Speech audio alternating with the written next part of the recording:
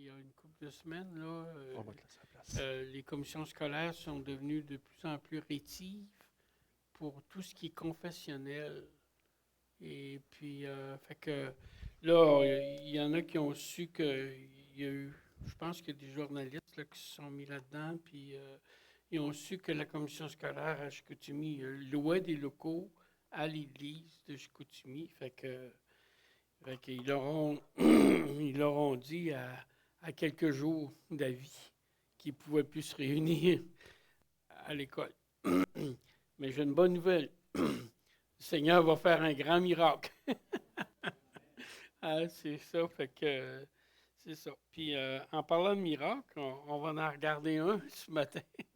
Dans 1 Thessaloniciens au chapitre 3. Et puis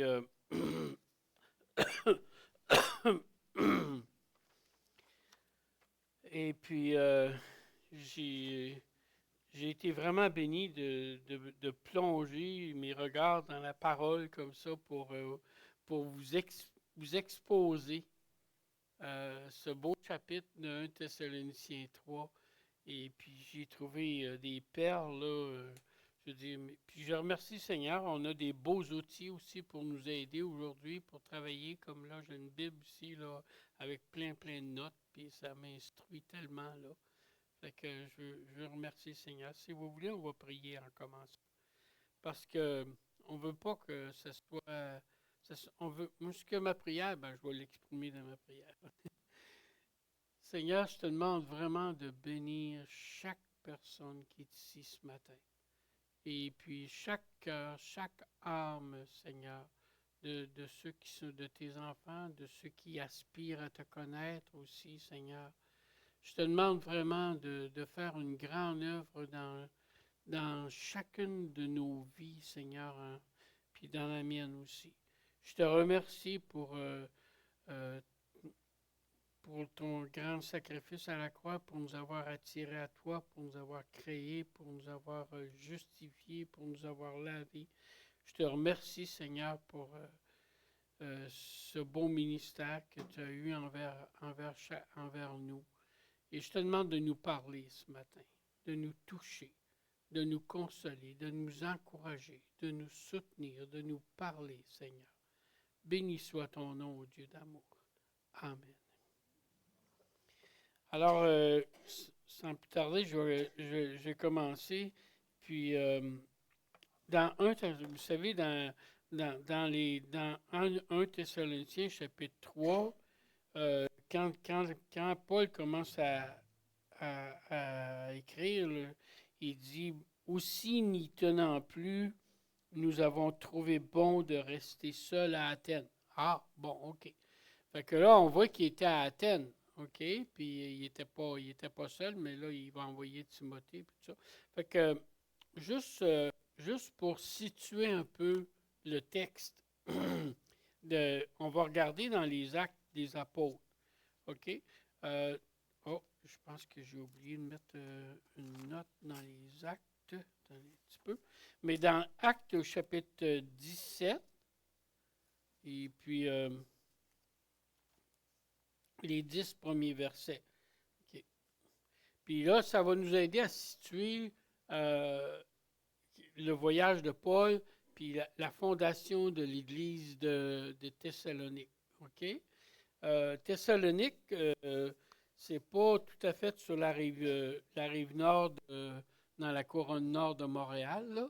Tu sais, c'est un peu ailleurs, là. Je dirais en Grèce, là, ou quelque part comme ça.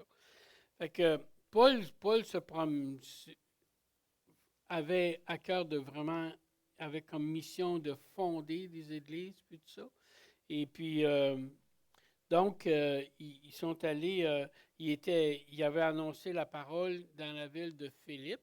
Philippe, si vous vous souvenez, c'est une ville qui avait été appelée Philippe à cause de Philippe le Grand, je pense. Et puis, fait que c'est ça. Puis là, à Philippe, il avait été mis en prison. Et puis, il y a eu un grand tremblement de terre. Puis, ils ont été libérés. Puis, les geôliers et sa famille se sont convertis. Puis, plusieurs personnes se sont converties. Mais il a fallu qu'ils partent rapido presto, parce que il ne faut pas penser que la fondation des églises, puis tout ça, c'était des voyages de plaisance, là. Il y avait beaucoup d'opposition. Il y avait beaucoup, souvent, ils ont eu à vivre de graves persécutions, puis entre autres à Thessalonique aussi. Donc, on va voir au début du chapitre 17, juste pour vous situer un peu. Ils passèrent par euh, Amphipolis et Apollonie et arrivèrent à Thessalonique où les Juifs avaient une synagogue. Paul commençait souvent là l'évangélisation dans la synagogue parce que les Juifs avaient quand même un arrière-plan tout de l'Ancien Testament, puis ils attendaient le Messie. Mais là, lui, il leur expliquait que le Messie, ben, finalement, il est venu et puis c'est Jésus. OK? Mais ça ne faisait pas l'affaire de tout le monde.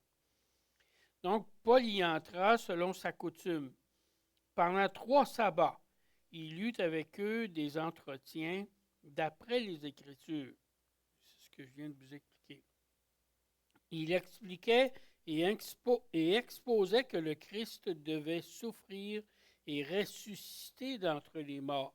Ah, ça, les Juifs n'avaient pas tout à fait compris ça. Ils attendaient un Messie qui serait vainqueur, qui serait glorieux, tout ça, mais ils n'avaient pas compris que le Messie devait souffrir, mourir et ressusciter. Même les disciples au début ne comprenaient pas ça, mais c'est Jésus qui leur a expliqué.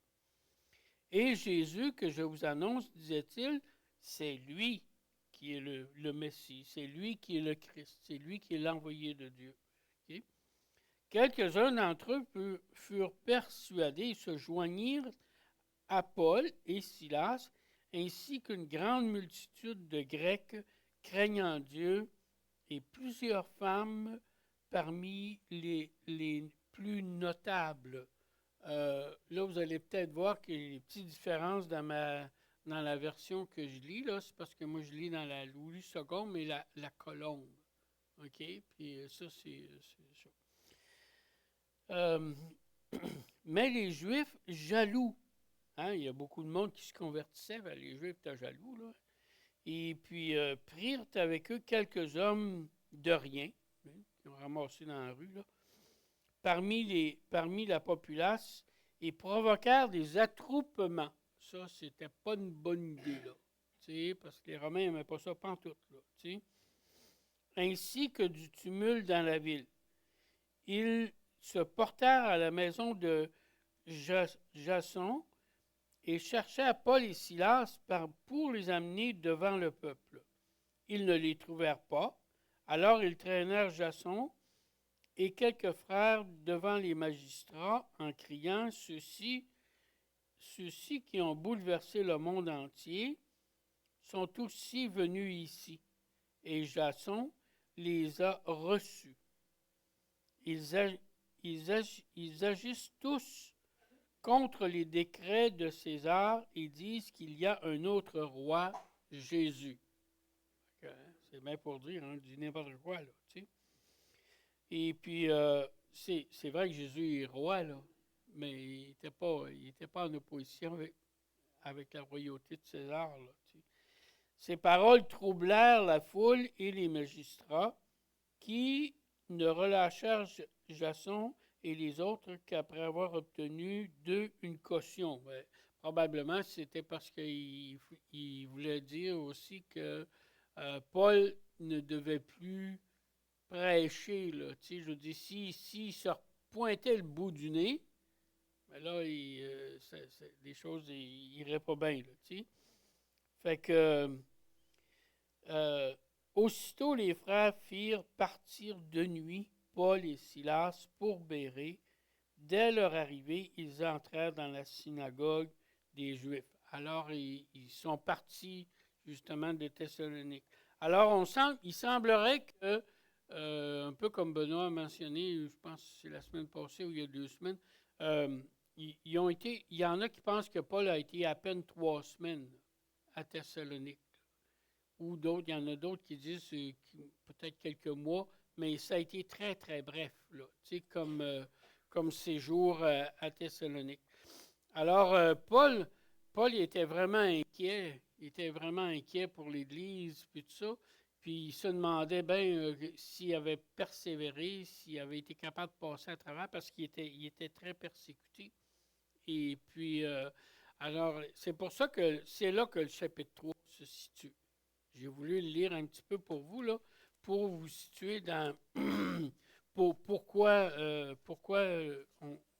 qu'est-ce qu'on lit là, dans le chapitre 3. Alors, on va revenir dans 1 Thessaloniciens au chapitre 3. Puis là, ce que je me propose de faire ce matin avec vous, c'est de lire le chapitre, puis après ça, on va revenir sur ce qu'on a lu pour essayer de bien l'expliquer, puis on va y trouver une application pour ça, pour notre vie. Okay? Pas trop compliqué pour vous me suivre. Là. OK. Alors, voici. On va lire juste. Ouais. Est-ce que est-ce qu'on est capable d'avoir la version de la colombe ou c'est c'est-tu trop difficile? Sinon, je vais lire à l'écran là. Excusez-moi, j'aurais dû vous le dire un peu là, d'avance.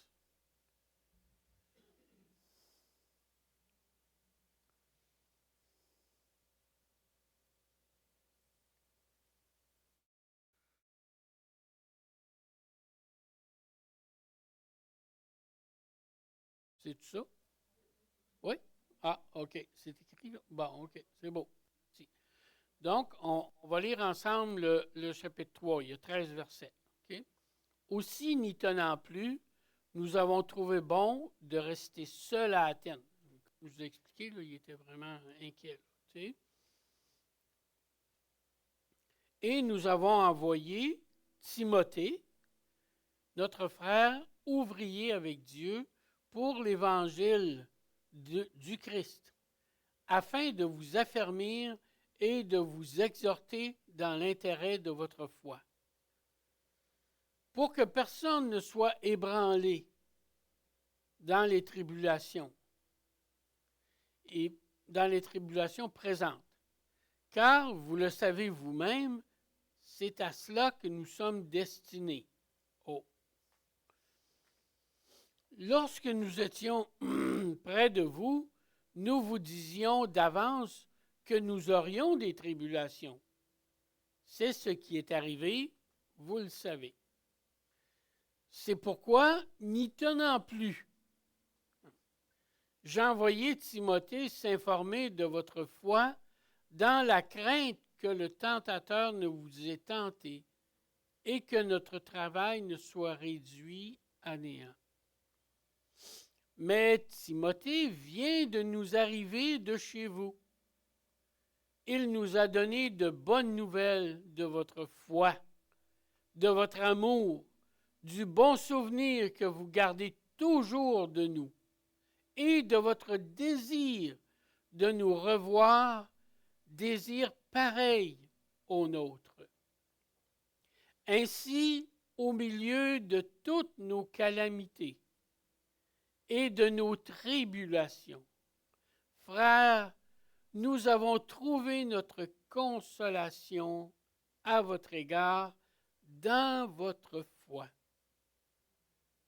Ainsi, maintenant, nous vivons, puisque vous demeurez fermes dans le Seigneur.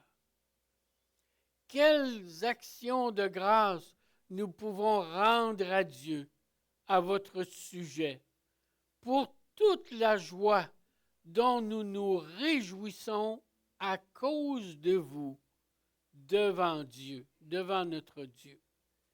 Nuit et jour, nous lui adressons de très instantes supplications afin de voir votre visage et de supplier à ce qui manque à votre foi. Puis là, il termine avec les 3 versets ici. Là. Que Dieu lui-même notre Père et notre Seigneur Jésus aplanisse notre chemin jusqu'à vous. Que le Seigneur fasse abonder et déborder votre amour les uns pour les autres et envers tous les hommes, à l'exemple de celui que nous avons pour vous.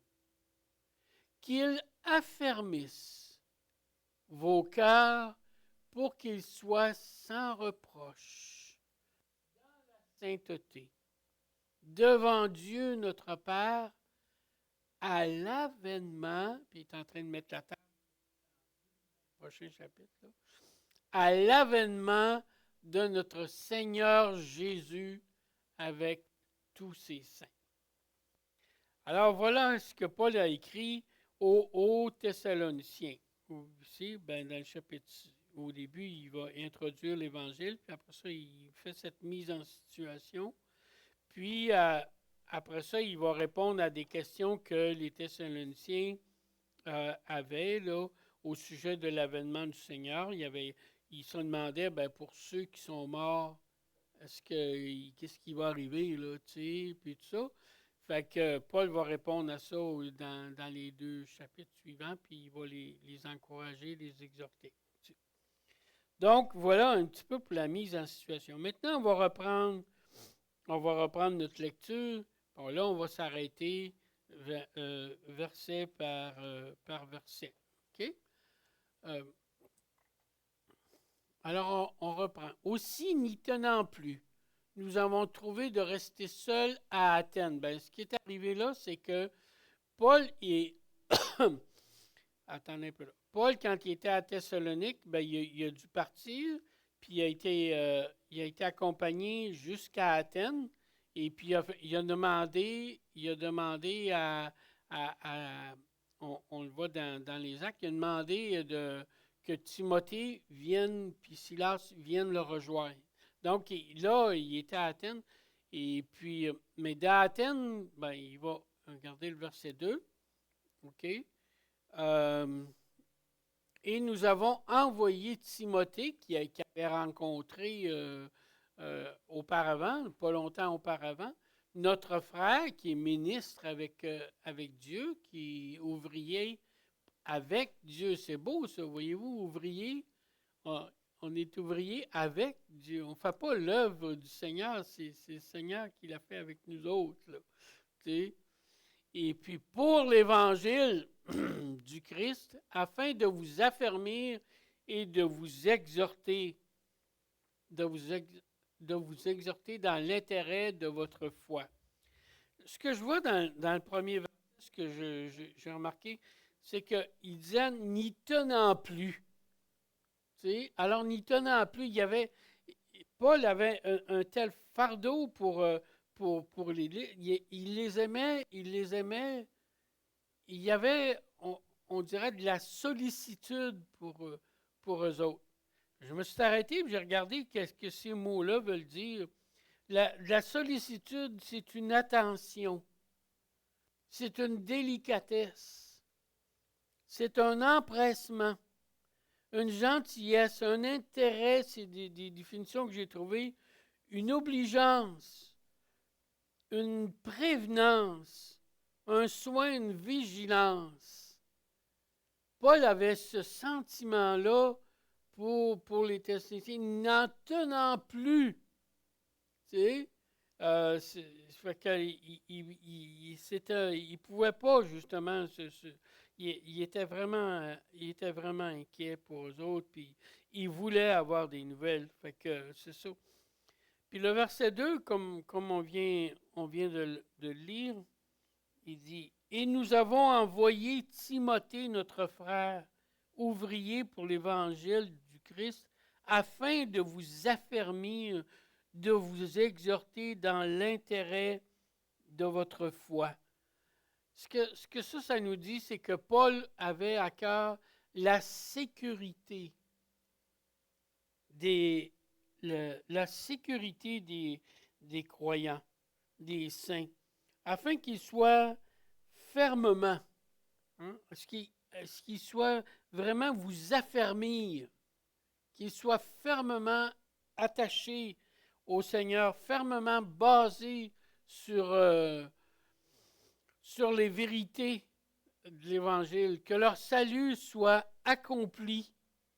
Mais Paul avait ça à cœur vraiment pour les Thessaloniciens. C'est un établissement, c'est une notion de protection que Paul ressentait pour les Thessaloniciens. Au verset 3, il dit « Pour que personne ne soit ébranlé dans les tribulations présentes, car vous le savez vous-même, c'est à cela que nous sommes destinés. »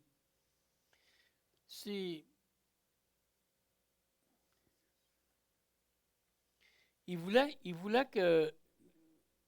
qu'il soit affermi dans les tribulations.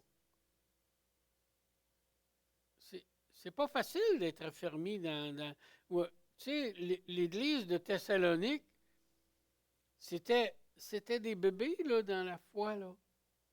Puis là, ils voyaient toute cette haine se déferler contre eux autres. Puis ils pouvaient se penser, bien souvent aussi, on peut avoir la même pensée, nous aussi. Là. Ben là, vous savez, on se dit, ben quand le Seigneur nous bénit, il rouvre les portes. Ben oui, c'est vrai que le Seigneur ouvre les portes puis qu'il nous bénit, mais ça n'empêche pas qu'on peut avoir des tribulations. Ça n'empêche pas qu'on peut avoir de l'opposition. Puis là, on peut facilement se remettre en question. Tu sais, je me rappelle, il y a longtemps de ça, là, tu sais, je veux dire, j'avais connu une famille qui venait à l'église, mais il y avait de l'opposition dans leur propre famille. Puis ils ont décidé, non, ils ne vont plus parce que on a de l'opposition, puis ils ont tombé, ils ont chuté, ils n'ont pas persévéré. Ben, c'est pour ça que l'apôtre voulait que les Thessaloniciens soient fermes malgré l'état de persécution qui était autour d'eux.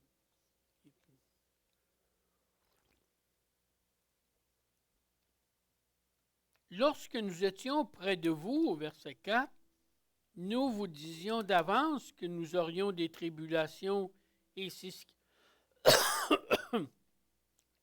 qui est arrivé, comme vous le savez. C'est pourquoi, n'y tenant plus, il revient encore avec cette question d'endurance, là, de persévérance, de sollicitude.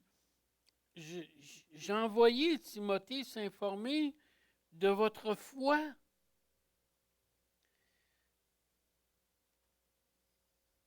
Dans la crainte que le tentateur, l'ennemi, Satan, ne vous ait tenté et que notre travail ne soit réduit à néant. Encore cette expression de sollicitude qui revient envers les Thessaloniciens. Mais Timothée, au verset 6, vient de nous arriver de chez vous. Il nous a donné de bonnes nouvelles de votre foi, de votre amour, du bon souvenir que vous gardez toujours de nous et de votre désir de nous revoir, désir pareil au nôtre. Alors, il voyait, ici, Timothée est revenu, quand il les a retrouvés, puis il est revenu, mais là, Paul était rendu à Corinthe, là, quand Timothée est, est revenu. Je pense que Silas avait été avec Timothée. Et puis, mais là, il a donné des bonnes nouvelles à Paul. Puis là, j'ai été vraiment touché. Parce que quand il parle ici, là, il donne des bonnes nouvelles de votre foi, de votre amour.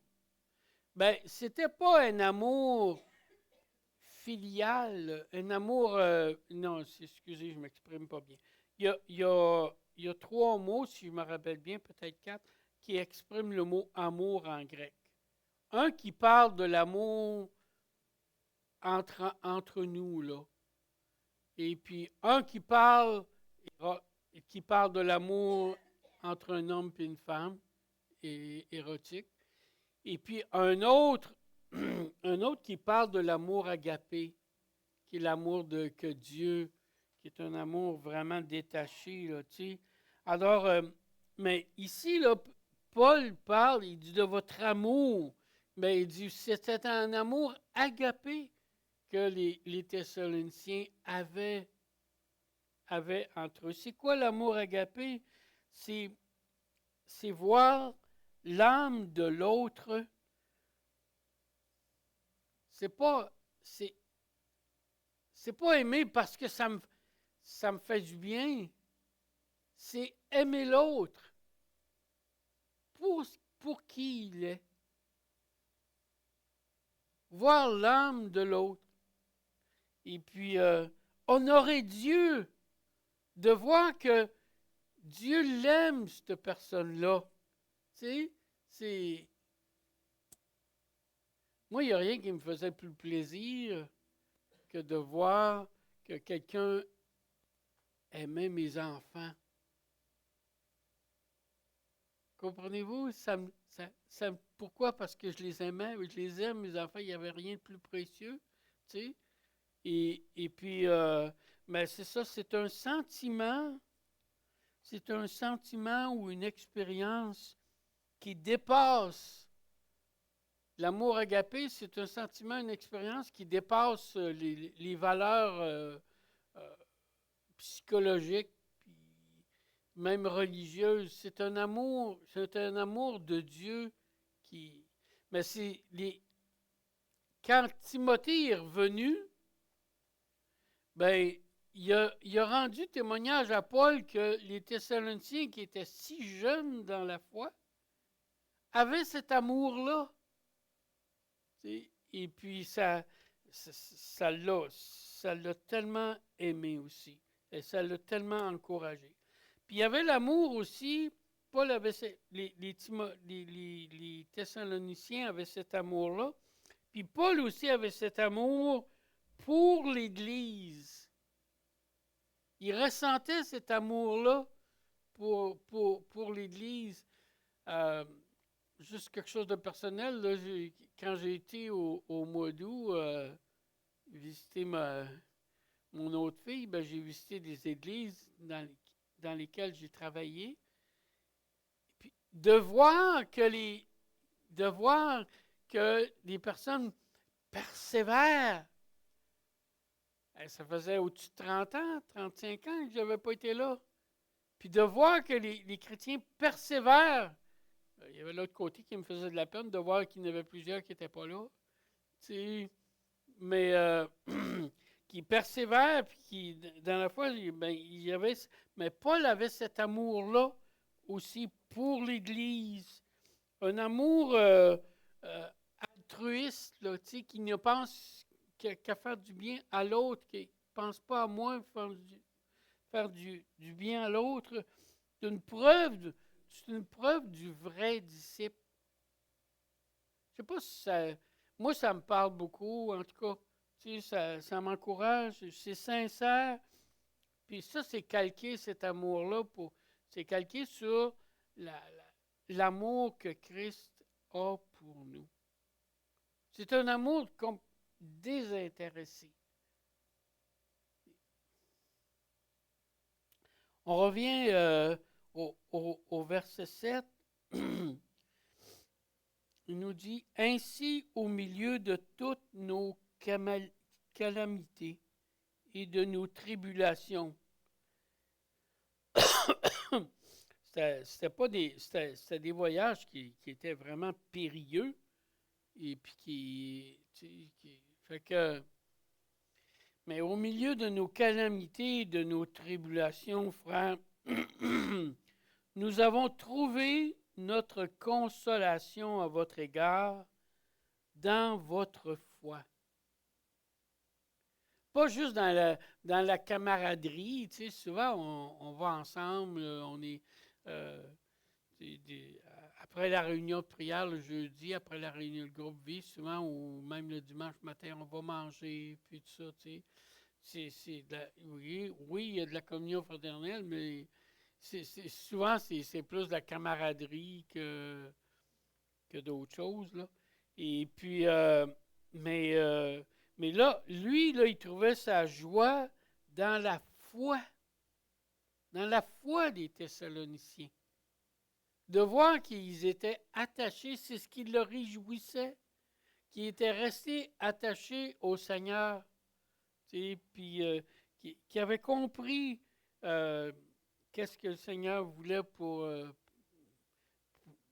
eux autres, puis qu'ils voulaient marcher avec ben dans la foi, ben, vous savez, déjà dans Habakkuk, là, oui, déjà dans Habakkuk, qui est un prophète de l'Ancien Testament, euh, il disait, là, tu sais, euh, voici, voici que son âme est enflée, elle n'est pas droite en lui, mais le juste vivra par sa foi. Ça, c'est dans Habakkuk au chapitre 2, le verset 4.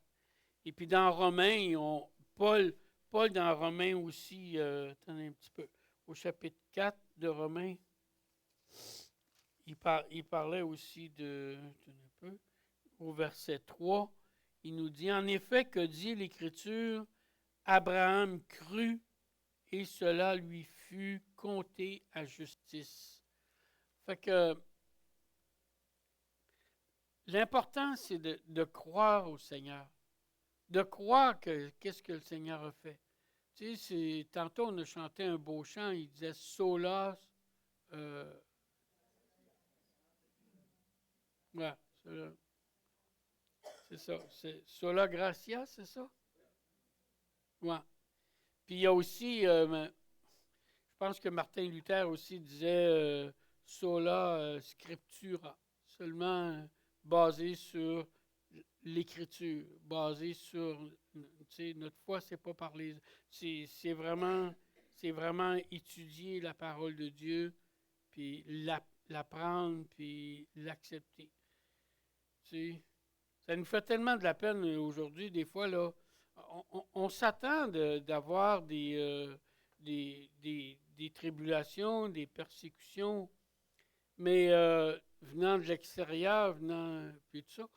Mais, euh, mais quand on voit des églises qui commencent à manipuler les Écritures, veut dire ça, c'est pas dans, ça c'est pas Jésus qui a dit ça, c'est les apôtres qui ont glissé ça dans les Écritures. On appelle ça du libéralisme. Et ben là, fait que de se laisser aller, de se mettre au-dessus des Écritures, puis de dire, ah non, ça c'est inspiré, ça, c'est pas inspiré, puis ça. En tout cas, ça ne nous touche pas tellement, nous autres, ici, là, merci Seigneur, mais dans certains milieux, c'est vraiment un gros problème, là. Mais on reste attaché au Seigneur, on reste attaché par la foi au Seigneur. Puis par la foi, c'est de croire que Jésus, c'est de se reconnaître pécheur. De se reconnaître pécheur, puis c'est pas facile aujourd'hui de parler du péché, là.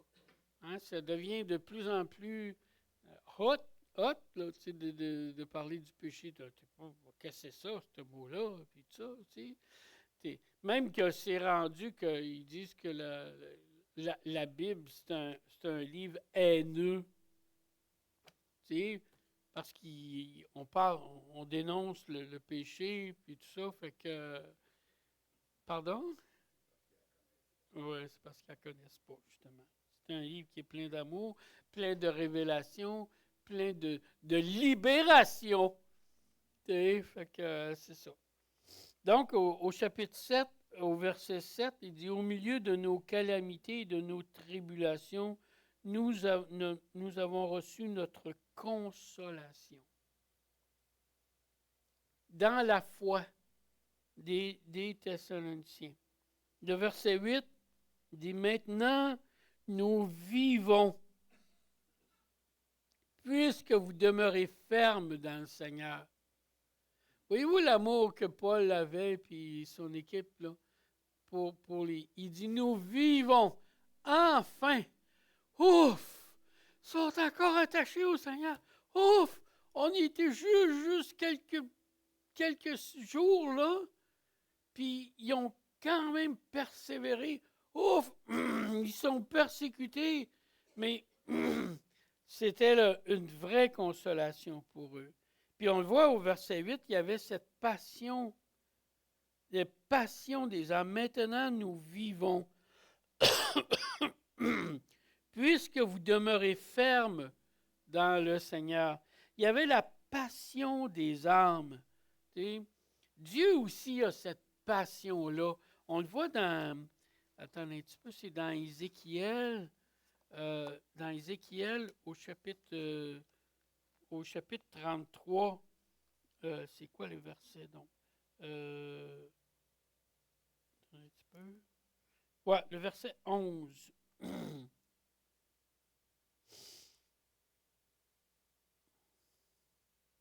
Dis-leur, je suis vivant, oracle du Seigneur l'Éternel.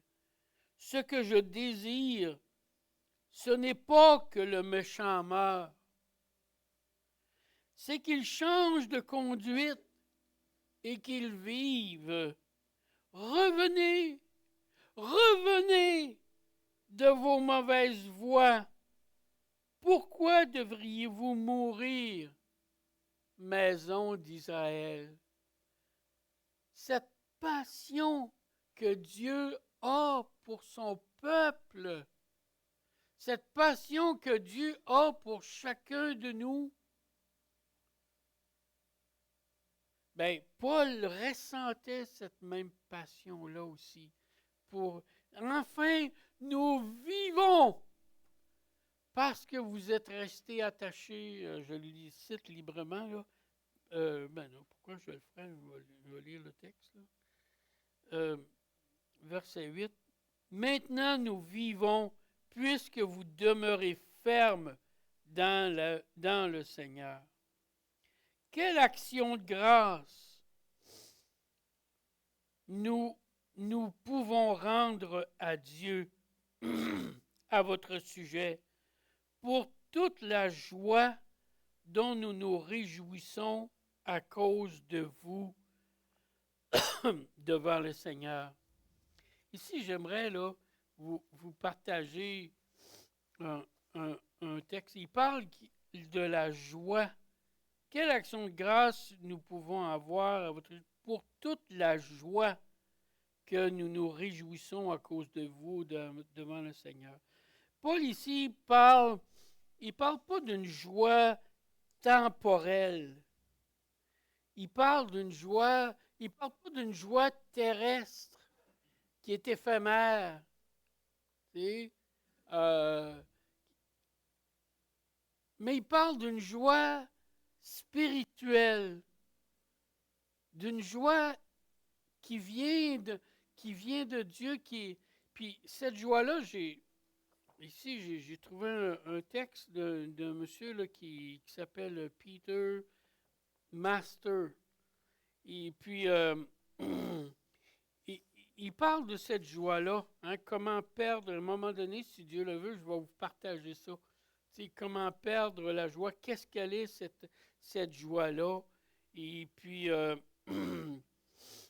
comment est-ce qu'on peut la perdre, mais comment aussi la rehausser? Ben, cette joie-là, c'est pas une joie terrestre, parce que je viens d'avoir ma nouvelle maison. Ah, je suis assez content. Tu sais, ou je viens d'avoir, je sais pas quoi, là, n'importe quoi là, que vous pouvez dire. Donnez-moi d'autres 2, 3 exemples. Là. Pardon? Un auto, ben oui, un auto, un bateau, une moto.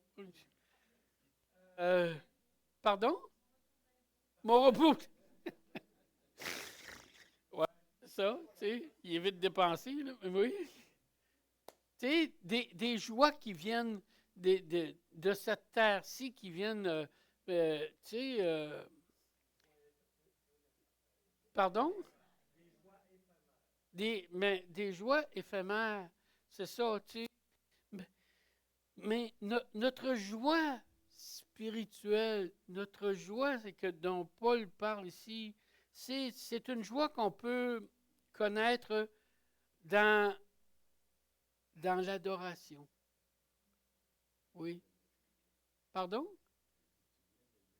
Dans l'adoration.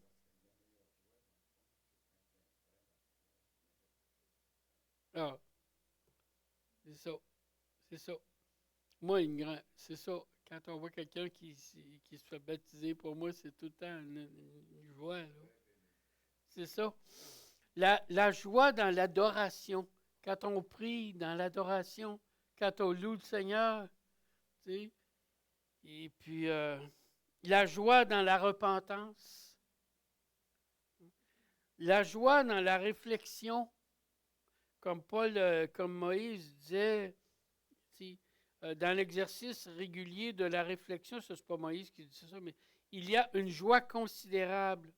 Retiens dans ton cœur, dit Moïse, que l'Éternel est Dieu et qu'il n'y en a point d'autre. Retiens dans ton cœur, pense à cela. Dans la prière, la joie dans la prière, la joie dans la lecture de la parole. Vous savez, j'étais pas.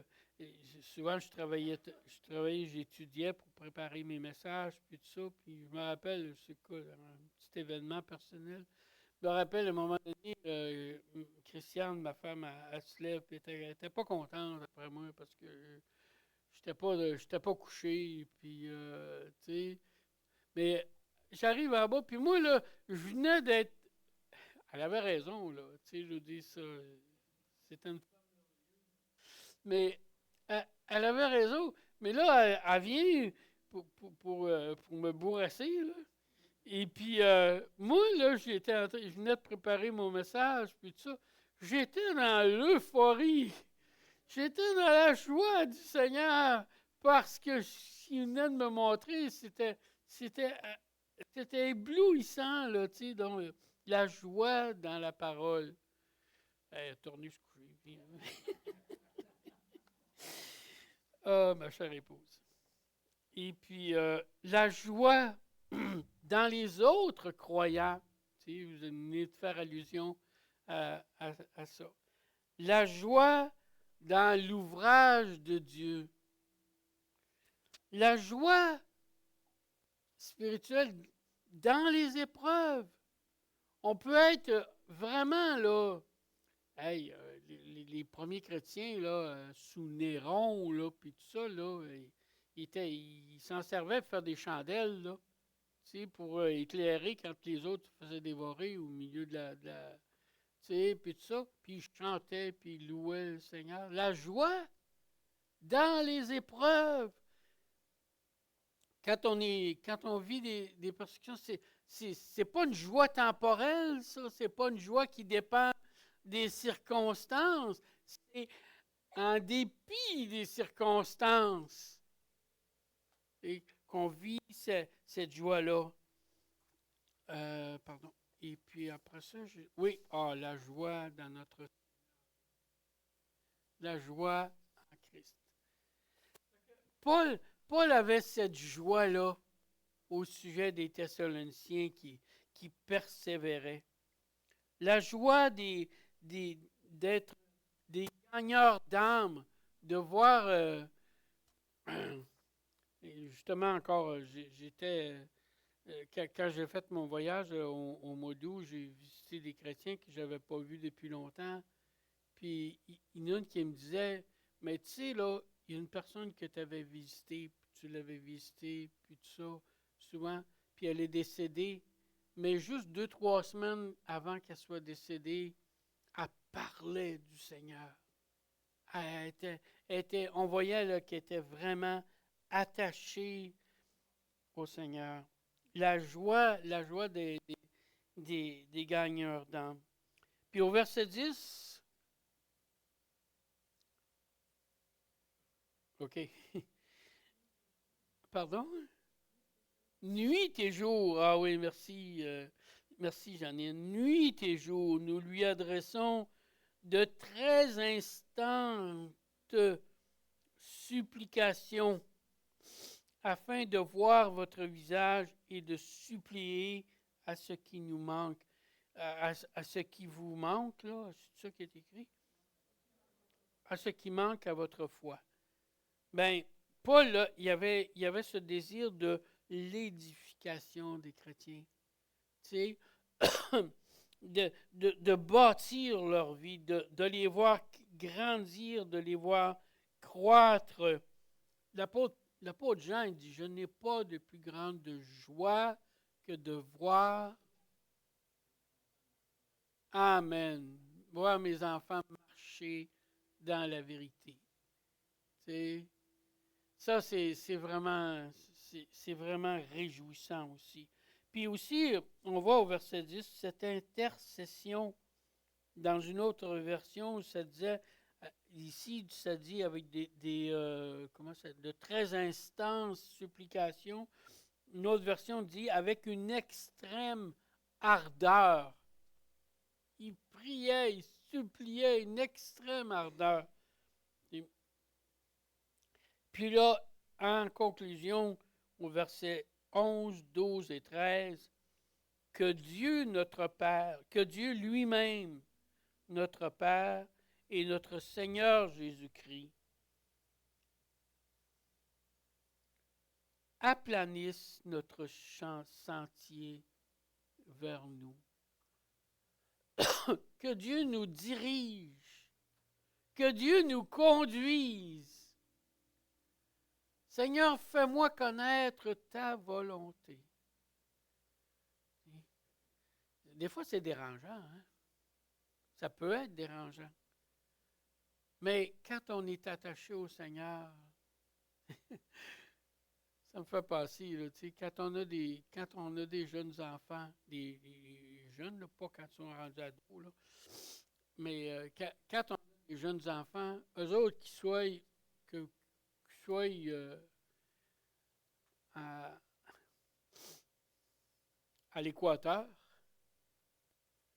ou au pôle Nord, rendus qu'ils sont avec papa et maman. C'est ça qui fait leur... C'est ça. Ben nous aussi, rendu qu'on est avec notre papa puis avec Jésus, notre papa céleste, ben, tu sais, que le Seigneur dirige-nous. Tu sais, mais quand on demande au Seigneur de nous diriger, il faut avoir une forme de docilité. Hein? Faut pas... quand je fais marcher mon Wilson, là, il ne veut pas aller là où je... Okay, mais il faut être... Mais, oui, le boss. Mais... fait que la docilité, crier à Dieu pour qu'il nous dirige, rechercher Dieu. J'aimais ça, à un moment donné, on parlait du ministère, puis tout ça, puis il y en a eu leur philosophie pour le ministère, c'était de voir, le Seigneur est en train de faire un travail dans cette région-là, ben je m'en vais là. Pourquoi? Parce que le Seigneur est là. T'sais, il veut, tu sais. Alors, on le voit beaucoup dans les Actes des Apôtres. Paul dit, le Seigneur, on a été empêchés d'aller là, mais Dieu m'est apparu, il m'a envoyé un Macédonien, viens nous visiter. Il suivait la volonté de Dieu. Verset 12. Que le Seigneur fasse abonder et déborder votre amour les uns pour les autres et envers tous les hommes à l'exemple de celui que nous avons pour vous. Mais oui, que le Seigneur nous donne de croître dans cet amour fraternel, dans cet amour impartial, altruiste, comme on a parlé tantôt. Puis au verset 13, qu'il affermisse encore cette fermeté-là. Pas être chambranlant, je veux dire, mais être affermi pour pour qu'il soit sans reproche dans la sainteté devant Dieu notre Père à l'avènement de notre Seigneur Jésus-Christ. Dans notre conduite, dans la sainteté, vers c'est lui qui nous sanctifie, c'est lui qui nous met à part pour lui, mais il veut qu'on travaille à cette sainteté-là aussi. Il veut qu'on la travaille. Il nous la donne, mais il veut qu'on la développe et puis qu'on... excusez, j'ai perdu mes notes, là. Puis, alors, en conclusion, j'aimerais revenir juste brièvement sur le verset 3 et 4.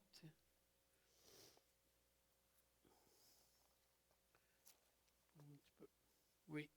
Le verset 3 et 4, il dit, bon, mais ça c'est quelque chose qui, peut-être, qui va devenir d'actualité pour nous autres aussi. Là. Puis j'aimerais que vous soyez préparés, en tout cas, pour que personne ne soit ébranlé dans les tribulations présentes. Car vous le savez vous-même, c'est à cela que nous sommes destinés. Lorsque nous étions près de vous, nous vous disions d'avance que nous aurions des tribulations, et c'est ce qui est arrivé, vous le savez. Bien, il y a beaucoup de chrétiens à travers le monde entier qui présentement sont très persécutés. Très persécutés. Mais ça veut pas. Nous autres, on est comme dans une bulle, là. Tu sais, je veux dire, on est pas mal protégés, là. Mais ça ne veut pas dire que ça va toujours être comme ça.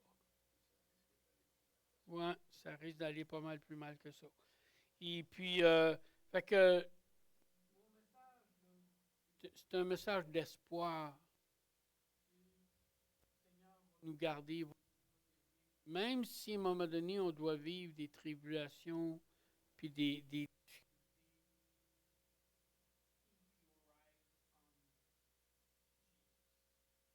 garder les yeux sur Jésus. Excusez, je l'ai dit en anglais, c'est mon petit côté néo-brunswickois qui keep your eyes on Jesus. Tu sais, je dis, c'est ça, garder nos yeux sur le Seigneur Jésus. Puis je vais terminer avec un passage absolument magnifique dans Luc au chapitre 21. Attendez un petit peu. On dirait que j'ai oublié de mettre dans Luc au chapitre 21. Bon, on va peut-être l'avoir. Et puis les versets 35 et 36. Je vais lire le verset, à partir du verset 33, admettons. Il dit, le ciel et la terre passeront, mais mes paroles ne passeront point. Prenez garde au verset 34. Luc 21, verset 34. Prenez garde à vous-même, de crainte que vos cœurs ne s'apesantissent par les excès ou l'ivrognerie et par les soucis de la vie, et que ce jour ne fonde sur vous à l'improviste. Et que ce jour ne fonde sur vous à l'improviste comme un filet, car il viendra sur tous ceux qui habitent la surface de la terre. Puis regardez bien le verset 36. Veillez donc. Hein? Veillez. Et priez en tout temps, afin que vous ayez la force d'échapper à tout ce qui doit arriver, et regardez si c'est merveilleux, et de paraître, dites-le, debout devant le Fils de l'homme. C'est pas beau, ça? Alors, je pense que le temps est passé. Seigneur, je veux te remercier pour ta parole, puis je veux te louer, te remercier pour cet amour que Paul avait pour les Thessaloniciens, les Timothée, Silas, toute l'Église. Donne-nous de grandir dans cet amour-là aussi. Agapé. Et que ton beau nom en soit loué, Seigneur. Amen. Est-ce qu'on a un dernier chant? Oui? OK, ben venez. C'est ça.